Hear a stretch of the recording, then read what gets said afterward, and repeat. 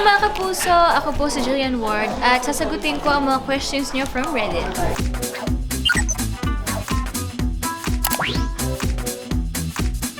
Marami ako nakakausap everyday, so parang, yeah, I had to mature quicker than most people. Kunwari, may mga ka-work ako, mas older than me.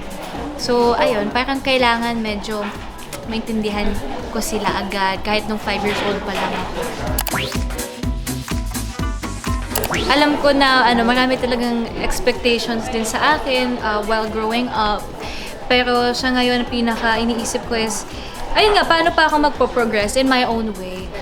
One step at a time kasi talaga ako ngayon eh. Gusto kong enjoyin yung edad ko ngayon, tapos yung mga gagawin ko mga future roles pa. So minsan kinakabahan ako kasi parang super taas din ang expectations nila sa akin. Pero lagi kong nire-remind yung sarili ko na stay grounded and parang work at my own pace, kumbaga.